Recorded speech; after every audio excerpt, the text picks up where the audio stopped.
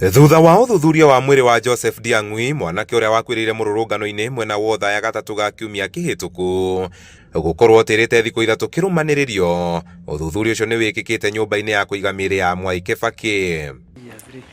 Kuringana na uthuthuria uyu, Ndiang'ui akuire kurumira kura gwa thakame gukiruku kwa mahuri kuria gwacungiririo ni rithathi iria yamuguthire. Rithathi yahetukire nyama-ini ino uguo mwena guoko-ini kwa right, kihitukira githuri-ini kimirira haha uguo, harai na fracture ya bones mwena wa mbaru.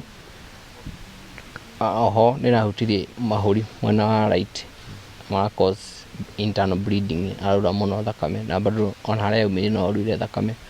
Ndagitari auga that was the main cause. Ni uthuthuria family itikiranitie naguo na thengia wa guoya uria urariho wa guthogwo kwa maumirira ma uthuthuria ucio. Ndire ni turarigagwo result ciayo cikumira tondu o family yake na guoya.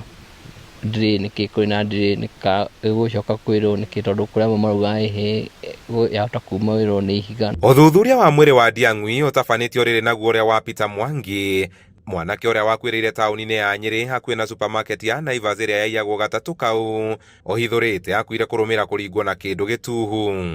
Uthuthuria ucio wikirite mukonde riboti cia borithi tauni-ini ya Nyeri ati gutire mururungani wakuire na njira ya kurathwo. Siku hiyo ya maandamano nilipiga simu alafu hii kuchukuliwa ililia ikakosa mtu. Tangu siku hiyo sijamuona.